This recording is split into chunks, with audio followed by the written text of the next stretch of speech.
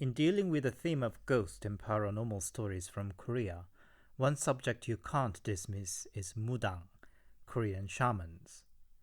Today we are looking at shamans and shamanism in Korea. It's a complex and controversial subject with lots of different variations and viewpoints. My aim here is to provide a broad and brief overview as perceived by wider society, without arguing if they are true or not. And it will be followed by some allegedly true stories involving shamans in modern Korea. Strictly saying, Mudang means a female shaman and Baksu means the male counterpart. But in contemporary terms, Mudang has become more a representative term for a shaman, partially because there are more female shamans in the business. So I'm going to just use Mudang or shaman without distinction.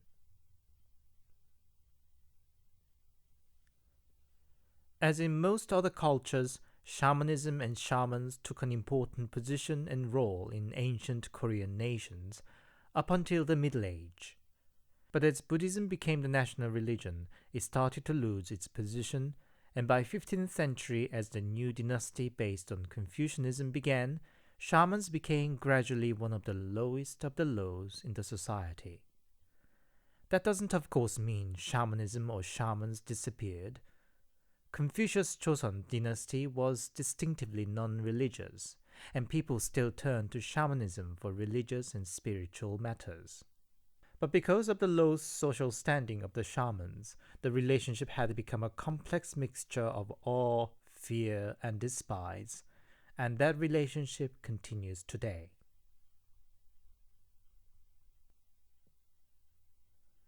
There are largely two kinds of shamans traditionally. One is those who served as a sort of priesthood of the community, and the other is those chosen by a god to become its mouthpiece or medium. In the past, a village, town, or province might have a family dedicated to the role of the spiritual guidance and the leader of rituals. It was considered as a family profession that goes down one generation to another and didn't always involve spirits or gods. As the society modernized and such role no longer valued, only few of this kind of shamans remain today. For that reason, when one mentions a shaman in modern Korea, one usually means the second kind of shaman, who is a medium to a god. They are often involuntarily chosen by a god for their natural spiritual talent. Because a shaman is not highly regarded and often has to give up normal personal life, one would often try to avoid a fate.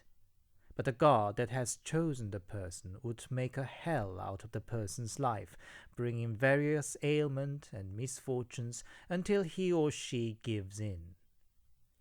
Then the person would go through several rituals as an official acceptance and contract to the god, and as the medium of the deity, the person would be given various kinds of spiritual powers. Shamanism today is not an established religion with a set doctrines or theories. For that reason, gods served by shamans can come in all sorts of different names and shapes. From the natural object such as old tree or mountain, to a historic or mythical heroic figure or an ancient king, to random spirits of babies, or adopting the influence from Buddhism or Taoism, Buddha or Jade Emperor themselves can be served too. Basically, there is little boundary in the world of shamanic deities, even though the traditional deity or historic figures tend to take the higher position of the hierarchy.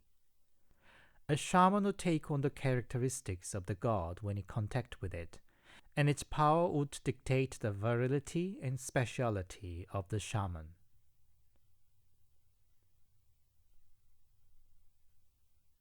Unlike in the West, where a medium, clairvoyant, fortune teller, and exorcist are considered separate abilities and professions, a Mudang in Korea often covers all those areas. In the modern setting, a shaman would usually consult their client as a fortune teller and clairvoyant to detect what kind of issues may underlie. If the problem should call more than just a simple advice or writing a talisman, the shaman would take on the role as a medium and, if required, an exorcist, and perform from prayer to make an offering to a full-blown shamanic ritual called 굿.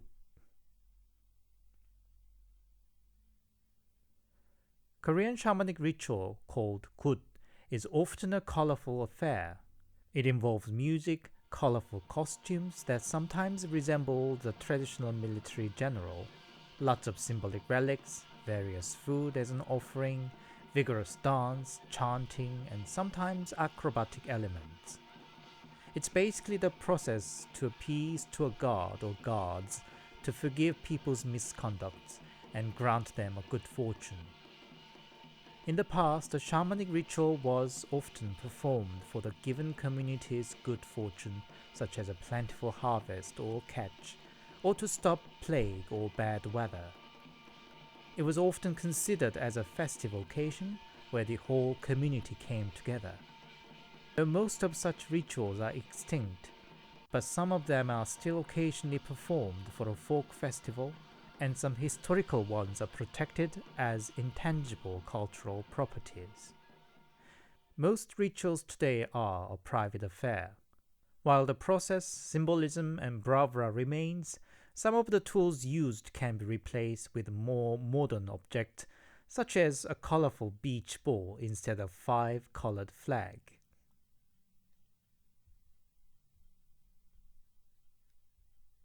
In contemporary Korea, shamans still have to deal with a complex social standing they've been put under for the past hundreds of years. While not a small population still seek and rely on their service, only few of them would openly admit they do. Shamans face despise and condemnation from both the other established religions, especially the Protestant churches, and the larger society which values rationality more and more. Another issue facing the modern shamans in Korea is while the profession remains, the tradition is fast dying. In the past, a shaman was considered a profession that requires a lengthy training, from the complex procedure of ritual to spells to writing talisman. For that reason, a newbie shaman would seek a sort of apprenticeship to an older and more experienced shaman. Unfortunately, many younger generations skip the lengthy training period and focus on the business side of the job. And with more and more shamans neglecting the old system, the tradition that has been handed down person to person is at risk of being lost in time. Whatever your opinion about the tradition of shamanism and shamans, it's been a fundamental part of the spirituality of Korea, its perception of life and death, karma, spirits, and ghosts. You will find its undeniable presence in many stories I'm going to present in the future. But today we are going to look at several stories that may give you some idea about the shamans living in modern Korea. As always, handpicked, translated, and narrated by your host, Anthony.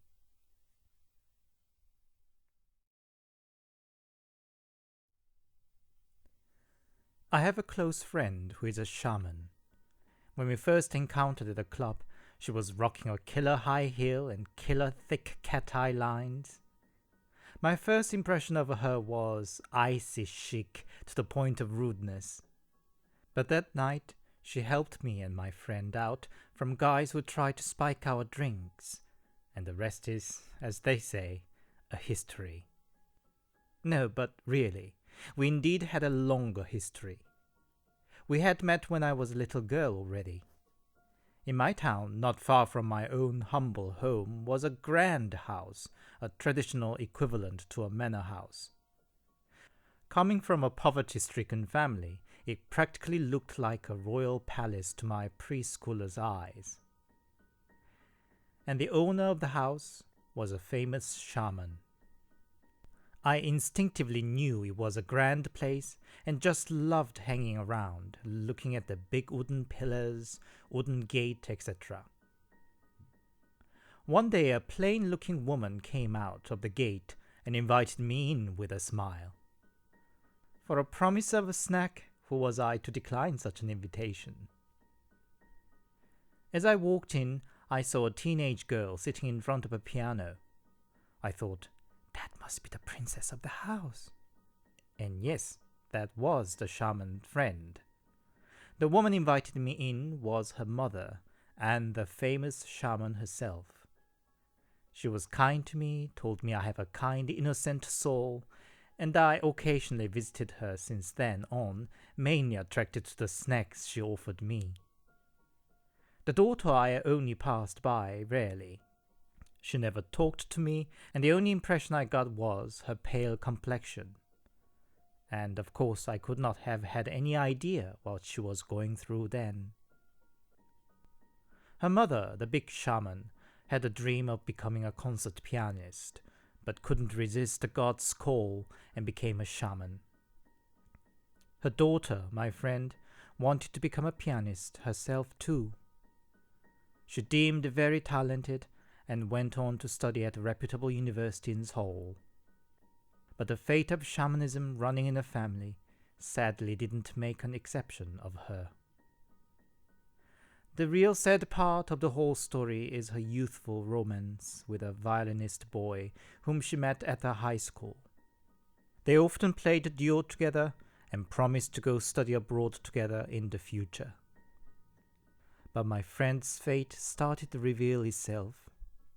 She started to suffer bouts of severe migraines, and it got especially bad when she was with a boy. The notes on the music failed to make sense, and she started making uncanny mistakes at competitions and concerts. She once described that it felt like a drunkard making a mess in her brain. Knowing what kind of shadow was drawing on her, she said to the boy that she might not be able to accompany him anymore. But the boy said, "We'll get over this. My violin cannot breathe without your piano. I would need you next to me for the rest of my life." Well, that was a proposal. But things weren't getting better. My friend even had a freak accident that broke her fingers. Her boy kept her side during the rehabilitation, but soon he himself fell ill and needed a big operation. The day before his operation, my friend had a dream in which she was breaking off the boy's violin bit by bit. Fearing her refusal to a fate to the shamanic life might now hurt her love, she called her mom, the big shaman. Her mother wept on the phone, saying, "I pray that the fate may spare you. I'm sorry." My friend gave up her dream, left her love, came down home, and accepted her destiny as a shaman. She had a dream then where her late grandma, who was a shaman herself, put a flower on her head. Her boy recovered well and delayed his planned study overseas for months to persuade my friend back, but in the end had to leave by himself. My friend had never touched piano since then.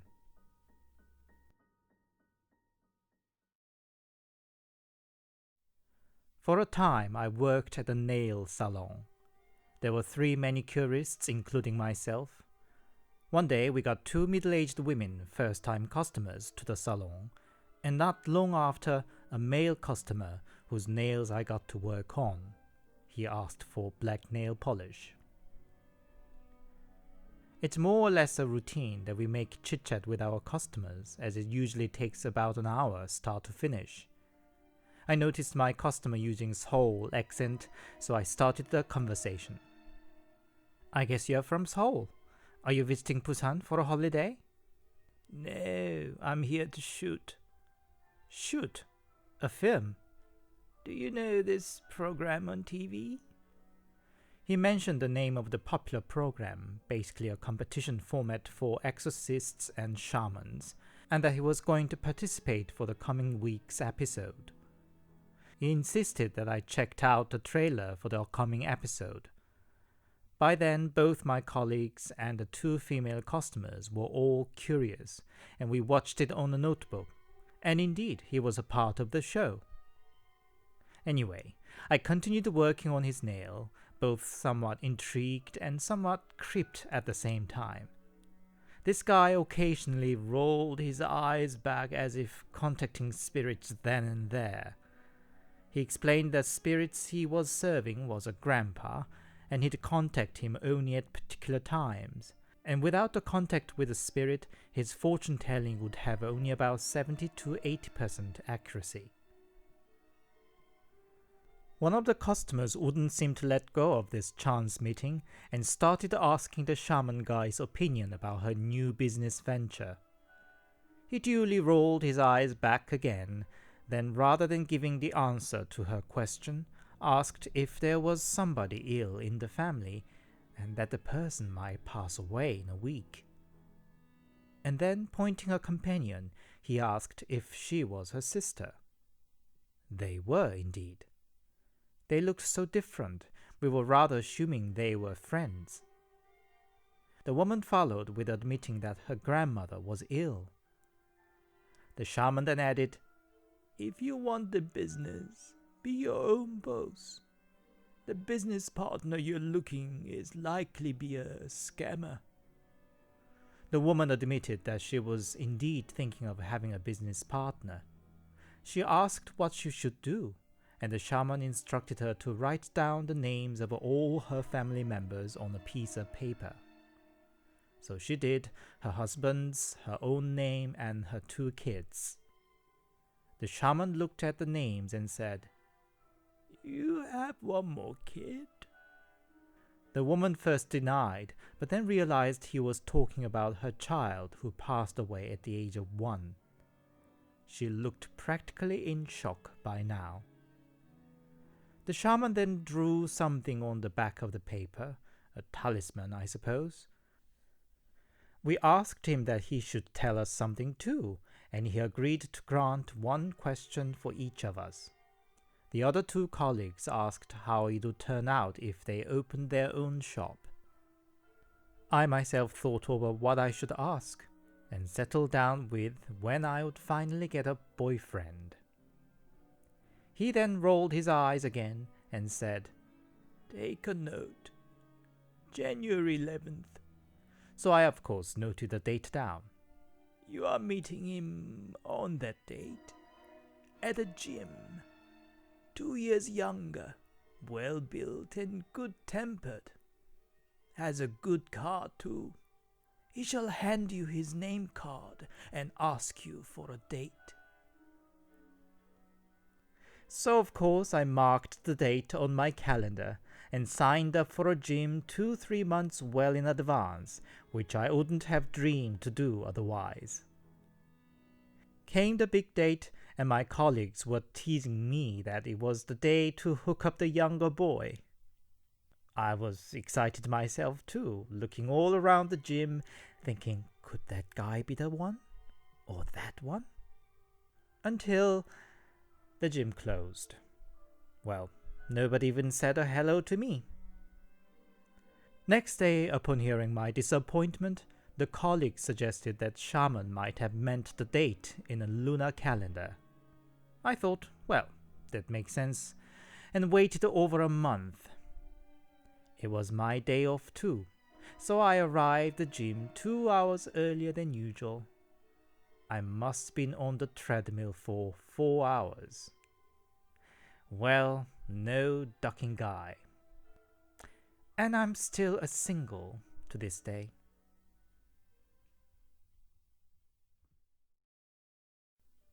I went to a Catholic high school.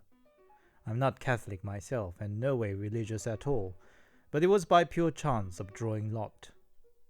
One used to choose first to third preferred school among the available local high schools. Usually one gets a place in the school of one's first choice, but it occasionally happens that one ends up in the second or third choice, like in my case.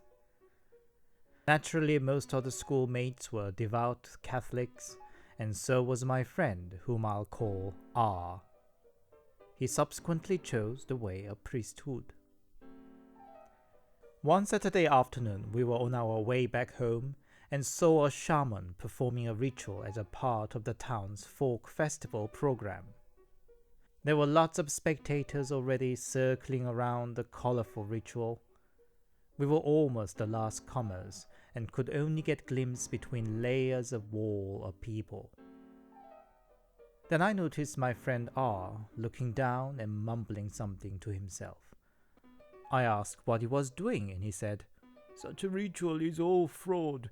I'm reciting a prayer to protect myself from any superstitious influence." Not long after, suddenly it went quiet. The shaman stopped in the middle of a dance, dropped the ritual bells, and shouted, "You!" pointing a finger towards the spectators. Those who were in the front were stunned, of course, and asked, "You mean me?" The shaman replied, "Not you! Step aside, now!" The wall of people parted and opened up, revealing me and R right at the back. The shaman roared like an angry animal to us. "You! What have you got against me? Why are you interrupting my ritual?" I didn't understand at first. We were just quietly watching after all. But what the shaman said the next spooked me so much that I had to quickly take R and disappear from the scene. The shaman, looking right at R with hard eyes, said, "Your big god had scared my little god away. Stop bothering us! Go away! Shoo!" I must add there were really a large number of people, and we were right at the back of the crowd. R is a particularly small guy, just about 160 centimeters tall, and would have been practically invisible. Also, the ritual was very loud, and it was impossible that the shaman could overheard R's whisper of prayer. Hi, this is Anthony. Thank you very much for listening. This episode was a bit more of explanations than stories, but shamans are such an integral part in paranormal stories from Korea. I thought I should make a bit of a lecture for the future stories. Today's stories were more about shamans living in the modern Korea, but the next episode will include stories dealing with different areas of work of shamans. So stay tuned. If you liked the video and would like them keep coming, please subscribe, comment, like, and click the bell notification to help the new channel grow. Then, until the next, take care.